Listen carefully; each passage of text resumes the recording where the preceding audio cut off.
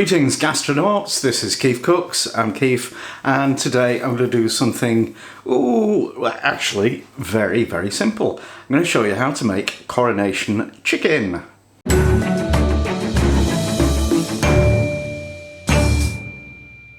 So this was requested by Ellipsis1117, thank you, because I'd completely forgotten about this dish and it's worth knowing how to do because it's really easy and really tasty. And a couple of shout outs. I've got two new Patreon fans. The first one is Laura Delanty, hello and thank you. And the second one is the magnificent Craig Jessup, who from time to time fixes things for me, which is good stuff. So thanks mate. And this dish has a little bit of history. It was actually created in 1953 for the coronation of Queen Elizabeth II by the florist Constance Spry and the cordon bleu chef Rosemary Hume. I suspect more of the latter than the former were involved in creating this, but you never know. Anyway, the idea was that, you know, the whole nation would unite in eating this magnificent dish while they were watching the coronation on their teeny tiny little black and white tellies, or possibly out in the street in a street party. So it was more or less the world's first TV dinner. It had to be something you could make in advance and something that you could eat quite easily, you know, a little bowl and a little fork and you're away. And the recipe was widely publicised, so everybody knew how to make it, although it did include a few, you know, possibly hard to get ingredients at that time. 1953, there was still post-war rationing in place. So, you know, chicken, mayonnaise, wine, some herbs, ooh. But it was massively popular in the 70s. Everybody did Coronation Chicken. And it still survives, usually in a much cheapened and simplified form in sandwiches and wraps from petrol stations. So the first thing you want to do for this incredibly easy recipe is sort out some chicken. So I've got about 300 grams of chicken breast, that's boneless, skinless chicken breast. You can use cooked leftover chicken perfectly well, but you know, I'm making it fresh. So I'm going to sous vide this because that'll give me nice juicy chicken in about an hour, and that'd be lovely. If you haven't got a sous vide thingy, get one, or you know, you can just use a saucepan with some chicken stock in it and poach your chicken breasts in that also for an hour simmering. So for the sous vide, I've got my immersion circulator.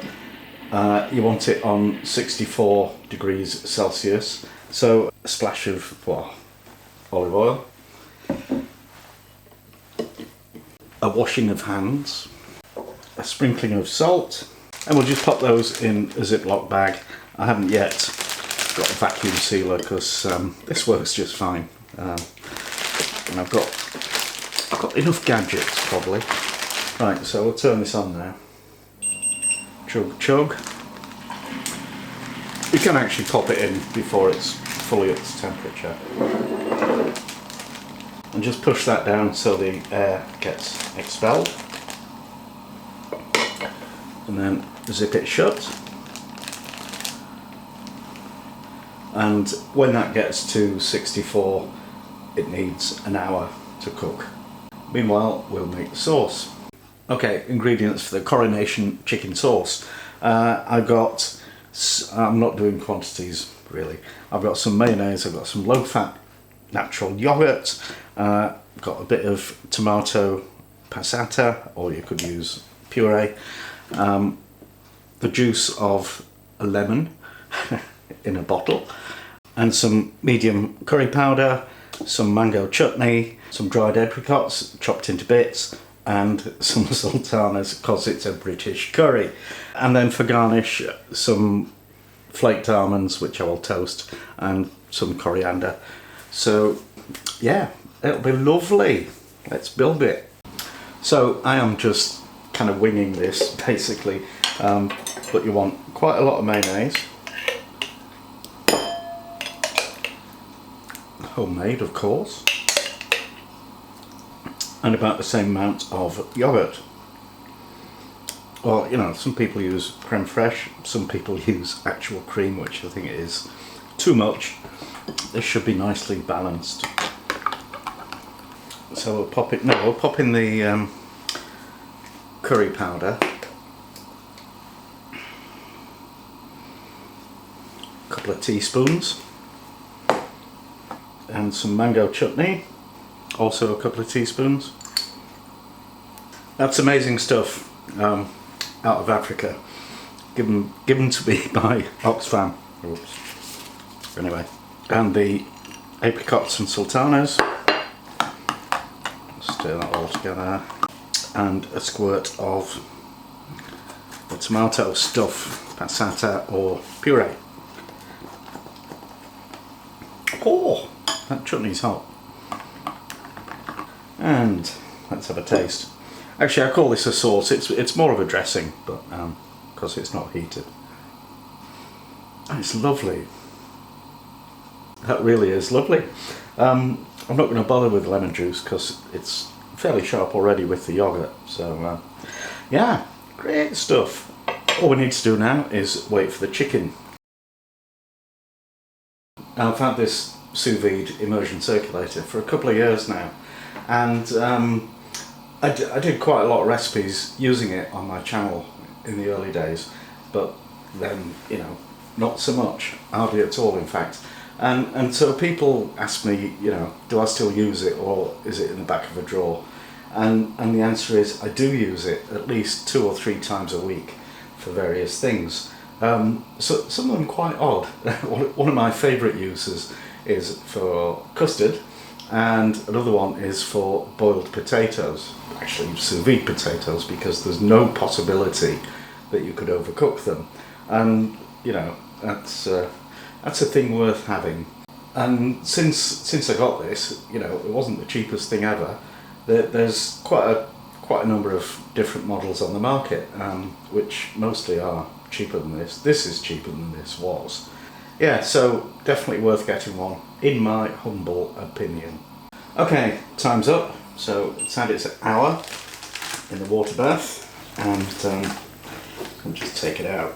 One of the weird things about sous vide cooking is that you don't get any browning. It's a bit like microwave, but if I was eating this, you know, if I was wanting to eat this chicken as well, a lump of chicken on its own, I would sear that to get nice browning on the edges, but I'm not. That's going to get totally shredded, so it needs to go in the fridge and get totally cool before we rip it to bits and make up the salad.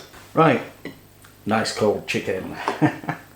So what we need to do now is just cut that into shreds. Got my global knife back. Thank you, Craig Jessup, for sharpening it. You've done a grand job. You should see what this does to tomatoes now. It's amazing. It's easier if you hold it with your fingers. Okay, chopped up chicken. Just pop that in with the Coronation Chicken sauce. I was just thinking, if you invented this today, you'd have to call it Coronation Chicken, wouldn't you?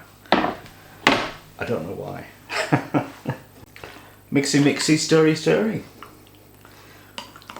Job done. Coronation Chicken. Coronation Chicken. Not quite done. We have to do the presentation bit. And then a taste test with you-know-who. So I've got a couple of little gem lettuces.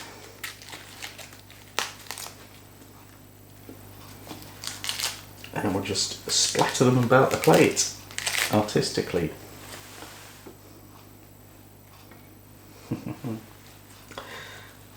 That looks great on its own.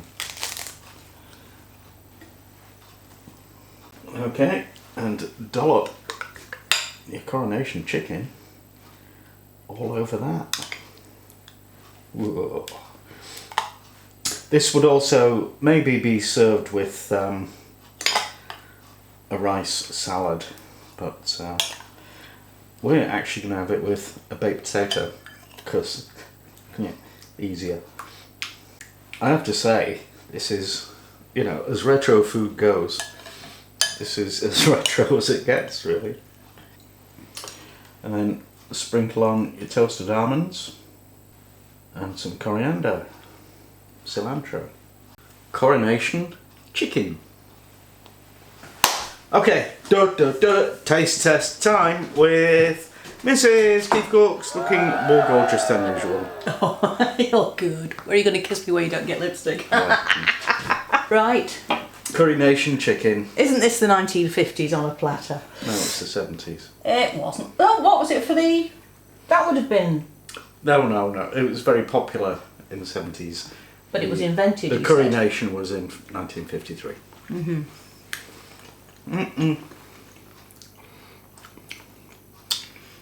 Well, it's not my kind of thing.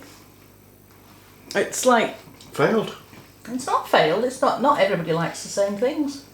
It's chicken. Yeah. It's correct. Not really. Lettuce. Oh, I'm not eating the lettuce because it'll spoil the display. Sorry, darling. Yeah, it's definitely easy. It'd be good if you got thick, crusty bread and you just scoop it up and eat it in that. Probably get mayonnaise all over your face and everything. It's meant to be posh.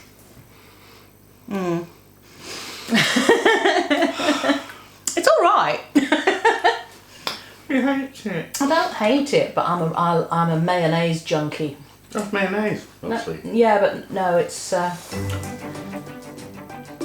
sulking. He makes the world's best mayo. So it didn't need fiddling about with looking at your bottom lip.